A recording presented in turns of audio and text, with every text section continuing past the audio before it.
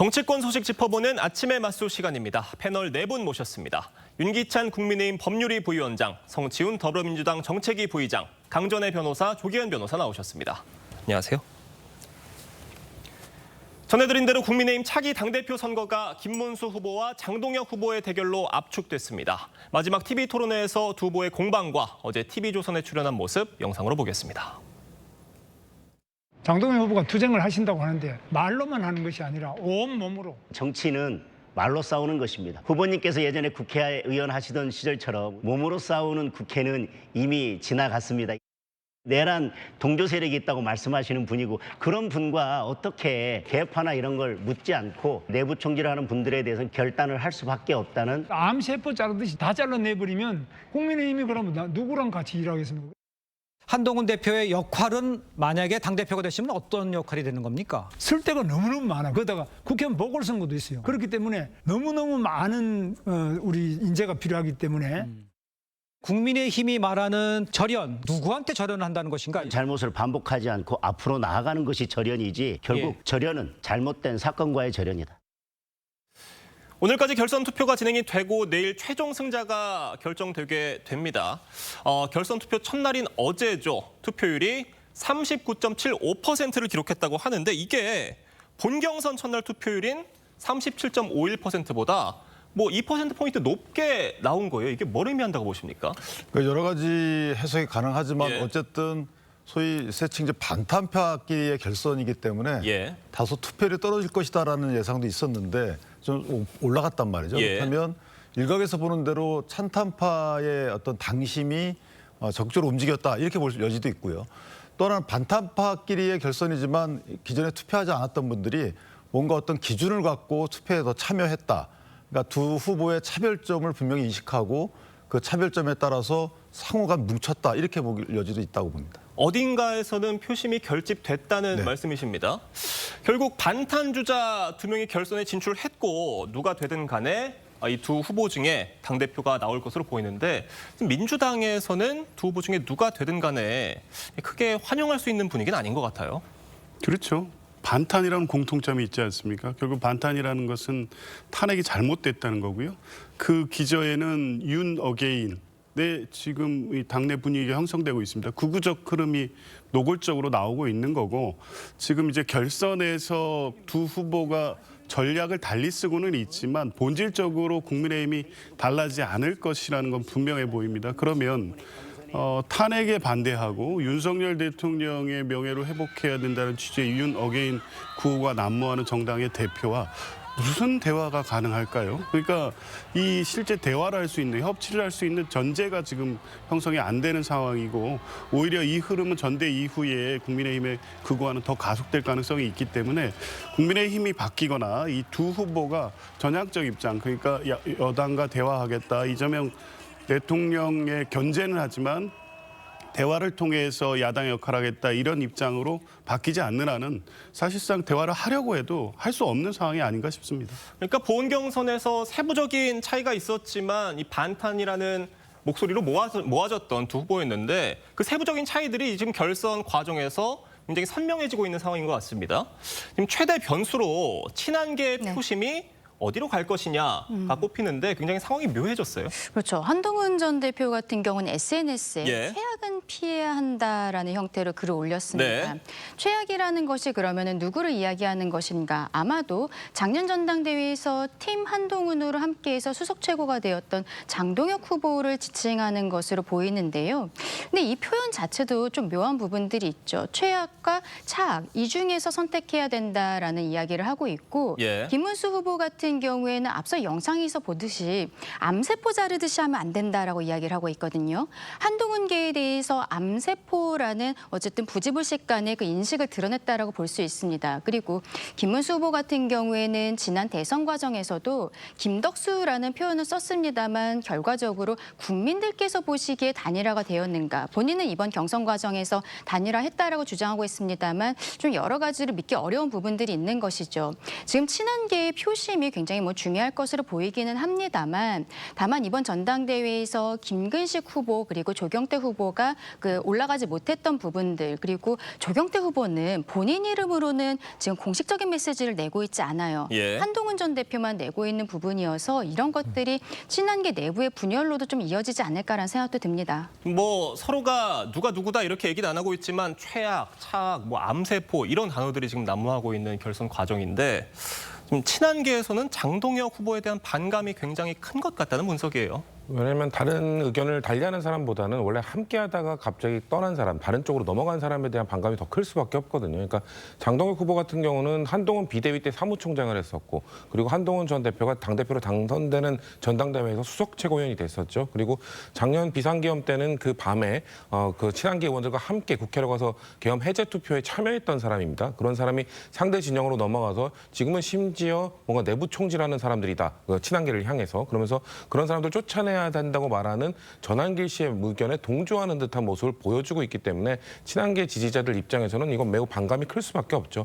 지난 최고위원 득표를 분석을 해보면 친한계를 지지하는 그리고 이번에 적극적으로 투표에 참여하는 당원들이 한 8만 명에서 9만 명 정도 되는 걸로 보여지는데 그 사람들이 지금 장동혁 후보에 대한 반감을 갖고 결선 투표에 참여한다. 저는 아까 우리가 본 투표보다 지금 모바일 투표율이 높다는 걸 봤잖아요. 그러니까 최종 투표는 알 수 없습니다만 예. 그런 분들이 사실 결선 투표에는 투표를 참여 안 할 가능성도 높음에도 불구하고 이 정도로 높은 열기를 보이고 있다. 장동혁 후보에 대한 반감이 저는 투표율로 반영되는 것이 아닌가 저는 그렇게 봅니다. 이렇게 국민의힘 내부 갈등이 격화되는 상황이다 보니 이러다가 분당하는 거 아니냐 이런 우려의 목소리도 나오고 있습니다. 얼마 전에 민주당 박지원 의원께서도 국민의힘이 지방선거 전에 분당할 것이다 이렇게 예언 같은 말씀도 하셨었고요. 어떻게 들으세요? 예언보다는 기대라고 생각을 하고요. 기대요. 예. 이게 만약에 처음 대통령 탄핵 이후 이런 정치 상황이면은 뭐 그럴 수도 있다고 보지만 예. 2017년도 이후에 분당 이후에 또 합치는 과정들을 겪어왔기 때문에 저는 쉽게 분당된다고 보지 않습니다. 또 하나는 미래 당의 비전과 관련돼서 서로 간의 의사가 아주 교조적으로 다른 게 아니에요. 이거는 이제 찬탄 반탄 이미 지난 상황에 대해서 당시 전략적 선택을 했던 탄핵을 반대한 분들도 계엄을 찬성한 게 아니거든요. 다만 그 당시에 탄핵을 일찍 하게 되면 지금 현재와 같은 이런 상황, 당이 어려운 상황에 처할 것이라는 우려 때문에 탄핵에 반대했던 거기 때문에 예. 각자의 전략적 선택에 대한 책임은 지는 거지만 이거를 아직까지 끌고 와서 반탄 찬탄 갖고 당을 멍들게 하고 있는 이 세력이 이제 없어져야 된다 이렇게 생각하는 사람도 있고요. 또 하나는 사실 당의 비전이 혁신이라는 점은 다 공감을 합니다. 그러니까 방법론과 관련돼서 다소 다른 말을 하고 있지만 어쨌든 당의 헤게모니를 지기 위한 구도, 갈등 구도 차원에서 싸우는 것이지 이게 앞으로 나는 당을 이렇게 끌고 갈래. 거기에 전적으로 반대하거나 하는 게 아니거든요. 예. 그렇다면 이제 분당은 없을 것이다. 따라서 어느 분이 당대표가 되든지 간에 저는 개인적으로 당의 갈등을 수습할 것인데 문제는 뭐냐면 계파 양측 모두 다 이게 패권적이면 안 돼요. 우리 아니면 안 된다. 당신들은 나랑 공존할 수 없다. 이런 시각을 가지면 안 되는 것이고 다만 이럴 수는 있죠. 민주당에서 보는 시각을 당내에서 이걸 응할 필요가 없는 건데 만약에 그런 시각을 끝까지 응한다 그러면 그 부분은 당내 어떤 징계라든가 체계적 절차를 거쳐서 해결하면 될 것이다 이렇게 생각합니다. 네, 실제 분당 가능성에 대해서는 가능성 많이 낮다라는 분석들이 많은 것 같습니다. 현재까지는요. 자, 새 지도부가 민주당과의 협치 물꼬를 틀 수 있을지도 주목이 됩니다. 정청래 대표 목소리 들어보겠습니다. 윤 어게인을 외치거나 주장한 그런 세력들이 국민의힘의 당 지도부가 구성이 될 모양입니다. 국민의힘이 사실 국민의 짐이 되어버린 지가 오래된 일이지만 국민의힘이 국민의 적이 되지는 않을지 진짜 걱정됩니다. 다시 윤석열 당을 만들어서 다시 계엄을 하자는 건지 뭐 하자는 건지 도대체 알 수가 없습니다. 자, 이렇게 되면 김문수, 장동혁 두 후보 중에 누가 당대표가 되더라도 정청래 대표와 악수하는 모습은 보기가 좀 어렵지 않겠느냐 이런 우려인데 이거 좀 새로운 걱정인 것 같습니다. 일단 오늘까지 분위기로만은 예. 그렇게 해야 되는 상황인 건 분명해 보입니다. 왜냐하면 국민의힘이 지금 소위 반탄파 두 분이 결선 투표에 진출을 했고 예. 지금 전당대회 과정에서 이슈가 되는 내용 또한 반탄이냐 탄탄이냐 윤 어게인에 대해서 찬성하느냐 마느냐 한동훈을 공천할 거냐, 전환기를 공천할 거냐 이런 수준의 이제 논쟁이 진행되고 있습니다. 그러면 그런 과정을 통해 선출된 지도부가 누가 된다 한들 과연 그 여야 협치의 어떤 필요성, 그러니까 국민 전체의 이익을 위해서 국회가 해야 될 일을 할 때 여든 야든 서로 양보를 하면서 어떤 합의점을 찾기 위한 노력이 가능할 것이냐. 지금 정청래 대표가 요구하는 것은 무리하고 복잡한 요구가 아닙니다.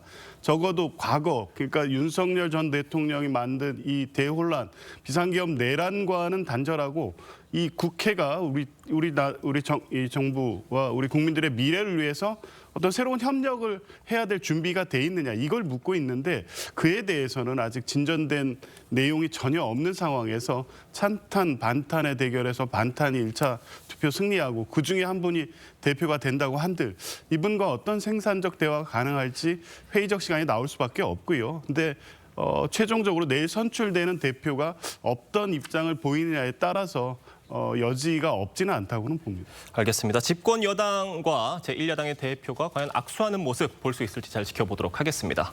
다음 소식 짚어보겠습니다. 광복절 특별 사면 복권으로 정치활동에 제약이 풀린 조국 전 대표의 광폭 행보가 눈길을 끌고 있습니다. 여당 내에서도 불편한 기색에도 아랑곳하지 않는 모습인데 조 전 대표 모습 보겠습니다. 이재명 정부가 중도 보수 정당으로 자리매김을 했기 때문에 자완투수가 돼서 극우 정당인 국민의힘을 반드시 패퇴시키겠습니다. 전 당대표로서 또 당을 창당한 주역으로서 그동안의 공백기가 있기 때문에 제가 역할을 하는 것은 반드시 필요하다고 봅니다. 조국 대표가 이런 여권 내부에 자신을 향한 이런 걱정 어린 시선들을 모르지 않을 거라고 생각이 됩니다. 다만 말씀하시는 걸 들어보면 내 갈 길 가겠다 이거 같아요. 뭐 애당초부터 사면 복권을 원할 때는 그런 심정이었을 것 같고 그다음에 조국 전 대표가 사실 총선에 출마할 때도 비법률적 명예회복을 하겠다. 그때까지만 해도 사실은 개인적인 어떤 명예회복성 행보였다 이렇게 이제 본인을 알렸는데 제가 볼 때는 정치 공간이 열렸다고 보는 것 같고 이걸 좀 더 넓게 열려고 하는 것 같습니다. 그 부분은 조국 전 대표를 탓할 건 아닌 것 같아요. 물론 약간 좀 그 국민께 사과하지 않고 이런 부분에 대한 개인적인 비판의 여지는 굉장히 크지만 정치 활동에 여러 가지 법률적 족쇄를 다 풀어줘 놓고 가만히 있어라고 하는 것도 좀 맞지 않는 거잖아요. 따라서 저는 지방선거를 위한 행보라기보다는 진보 진영의 큰 헤게모니 싸움이 시작이 됐다. 특히나 정청래 민주당 대표가 있는 민주당 입장에서는 다소 버거운 싸움이 시작될 것 같고 그 부분과 관련돼서 다소 내분이 일게 되면 사실은 오히려 조국 전 장관으로 힘이 쏠릴 가능성도 없지 않아 있다. 저는 개인적으로 그렇게 봅니다. 그러니까 어떤 걱정 어린 시선, 견제 이런 수준이 아니라 어떤 여권 내부의 헤게모니 싸움이라고까지 분석을 해주셨는데 민주당 박지원 의원은 조국 대표를 향해서 성급하면 실패한다, 신중한 행보를 주문을 했습니다. 이런 측면에서 분석이 가능할까요? 그렇죠. 왜냐면 일단 조국 전 대표가 이렇게 서두르는 거에 대해서 뭐 심정적 이해는 다들 하는 것 같습니다. 왜냐면은 조국혁신당이 국회 제3당으로서 뭔가 조국 전 대표가 수감되어 있는 동안 뭔가 두드러지는 활약을 하지 못했기 때문에 그리고 내년 지방선거는 벌써 이제 슬슬 다가오고 있는 상황 속에서 조국 전 대표가 빠르게 행보를 복귀하는 거에 대해서는 뭐 심정적으로 이해를 합니다만 그 속도보다는 그 방향과 방식에 있어서 사면을 해준 이재명 대통령이나 이 민주당 정부에 좀 부담이 된다면 이거는 좀 민주당에서는 우려할 만한 부분이 분명히 있거든요. 왜냐면은 사면을 해준 사람은 당신은 죄를 짓지 않았어가 아니거든요. 분명 잘못한 부분이 있습니다만 이거를 형을 집행을 중지하고 뭔가 정치를 할 수 있는 자격을 주겠다, 돌려주겠다라는 것이기 때문에 그렇다면은 본인이 지은 잘못에 대해서 반성을 구하고 사면을 해준 사람에 대한 부담을 덜어주는 행보를 하는 것이 그 출발점이 돼야 함에도 불구하고 너무 내년 지방선거나 이 차기 뭔가 선거들을 중심으로 행보를 하는 것 아니냐라는 우려스러운 목소리가 있기 때문에 저는 조국 전 대표에게 충분히 전달이 됐을 거라고 봐요. 그래서 그런 것들을 좀 앞으로는 그런 거를 염려하면서 행보를 해줬으면 좋겠다는 말씀을 덧붙입니다. 조국 전 대표의 저런 광폭 행보를 정청래 대표는 어떻게 보고 있을 것으로 보세요? 부담스럽겠죠. 예, 전체적으로 지금 이재명 정부에 대한 지지율 또 민주당의 지지율이 이 8.15 사면 복권 이후에 계속 하향세를 보이고 있기 때문에 또 그 여론조사의 내용을 구체적으로 분석해 보면 사면 복권이 부정적 영향을 끼친 건 분명하고요. 그럼에도 불구하고 이제 조국 전 대표는 정치적 광폭 행보를 하고 있죠. 메시지도 이제 강합니다. 이게 이제 그 조국 전 대표가 자완투수가 된다고 했는데 그게 당으로 보면 다른 팀인 것 같지만 본인이 자완투수가 되겠다고 하는 것은 민주진보진영 전체에서 그런 방식으로 기여하겠다는 거 아니겠습니까? 그러면 본인의 어떤 개인적 성적, 그러니까 조국 혁신당과 조국 전 대표가 당장의 어떤 정치적으로 이 과거의 어떤 총선 시기 정도의 국민적 지지를 확보하는 것도 필요하지만 진영 전체가 안정적으로 갈 수 있는 기반을 만드는 부분에서 어떻게 해야 될지, 어떤 메시지로 가야 될지, 국민들이 지금 본인에 대해서 어떻게 보고 있는지에 대해서 신중할 것을 요구할 수밖에 없는 상황인 거죠. 아마 조국 전 대표도 이제 그런 부분에 대해서는 생각은 하고 있을 텐데 일단 급한 마음은 분명히 있는 것 같고, 이런 부분이 당분간 이제 부정적인 영향을 미치는 부분에 있어서 민주당 지도부도 그렇고 의원들도 그렇고 좀 우려의 목소리가 있는 건 분명합니다. 아직까지 시간이 좀 남아 있습니다만 내년 지방선거가 다가올수록 이런 민주당과 조국 혁신당의 견제구도 더 격화될 것이다라는 분석이 있습니다. 어떻게 보세요? 민주당은 지금 마음이 좀 복잡할 거라고 생각을 합니다. 어쨌든 조국 대표가 나와서 계속 활동을 할수록 대통령과 민주당에게는 악영향처럼 보이는 부분들이 분명히 있는 거거든요. 그런데 민주당 내에서 포스트 이재명, 그러니까 뚜렷한 대권 주자가 있느냐, 그렇지가 않은 상황이기 때문에 조국 전 대표가 뭐 된장찌개 하나만 올려도 이렇게 뉴스가 되고 있는 상황 아니겠습니까? 그런데 이제 사면을 하는 과정에 있어서 문재인 전 대통령이 지금 이재명 대통령에게 요청한 부분들, 이런 것들이 있기 때문에 민주당 내 의원들도 안으로는 좀 불만들이 있어도 대놓고 이야기하는 어려운 상황이 아닐까 싶습니다. 그리고 내년 선거 과정에서 합당 이야기들도 계속 나오는 거거든요. 합당이 되지 않는다라고 해도 다음번 대선 과정에 있어서는 조국만큼 큰 사람이 민주당 내에서 나올 수 있을 것인가. 결국 함께하게 된다면은 조국을 얼굴로 할 수 있기 때문에 지금 민주당 내에서는 조국 대표에 대해서는 좀 여러 가지로 복잡할 것이다 생각합니다. 알겠습니다. 저희가 특검 소식도 짧게 짚어보겠습니다. 내란 특검이 한덕수 전 국무총리에 대한 구속영장을 청구하면서 헌정사상 처음으로 전직 총리가 구속 기로에 서게 됐습니다. 특검 브리핑 들어보겠습니다. 국무총리는 대통령이 자의적 권한 행사를 사전에 견제 통제할 수 있는 헌법상 장치인 국무회의의 부의장이자 대통령의 국법상 해이인 모든 문서의 부서 권한을 가지고 있습니다. 유언유법한 비상계엄을 사전에 막을 수 있었던 최고의 헌법기관입니다. 한 전 총리 구속 가능성 어떻게 전망하세요?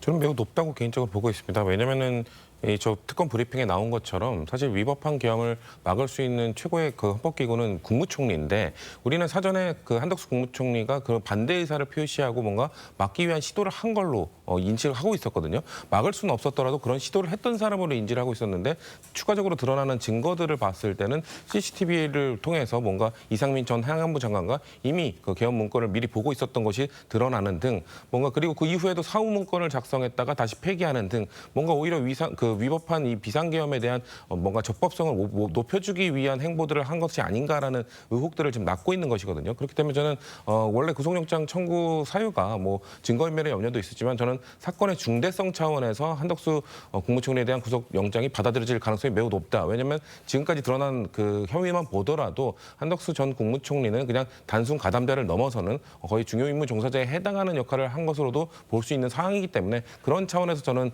받아들여질 가능성이 매우 높다고 보고 있습니다. 그러니까 추가적으로 드러난 계엄 당시의 상황, 정황들이 한 전 총리에 대한 구속 가능성을 높일 것이다라는 분석이신데 어떻게 보십니까? 저는 구속 가능성은 상대적으로 적다라고 생각을 하는 이유가 이게 이제 내란 범죄라는 것은 집단 범죄인데, 내란 수계 방조를 저렇게 적용하게 되면 사실 내란 수계 방조 또는 내란 방조가 상당히 넓게 인정될 가능성이 있어요. 그러니까 방조가 성립하려면 수계 범행인 윤 전 대통령의 행위에 대해서 공감을 하고 그걸 도와줘야 되는 거거든요. 근데 지금 그런 만한 진술 증거가 나왔다는 모르겠어요. 예컨대 국무회의 과정에서 상당히 옹호하는 발언이 오갔다거나 이런 정도의 진술 증거 등이 취합되지 않는 한 사실은 내란 방조 혐의는 인정되기 어렵고요. 또 하나는 계엄 선포문과 관련돼서 본인이 나중에 사인했다는 부분이 과연 이게 위조냐, 이 부분 관련돼서도 약간 다툼의 여지가 있고, 물론 사후에 그걸 폐기하게 했던 부분은 죄가 될 것 같아요. 그런데 그것만 갖고는 사실은 영장 발부하기는 좀 애매하다. 개인적으로 보면 기각 가능성이 좀 더 크지 않을까 이렇게 생각합니다. 알겠습니다. 구속영장 실질심사 이르면 내일 열릴 것으로 보이는데, 관련한 추가 소식은 저희가 추후에 또 전해드리도록 하겠습니다.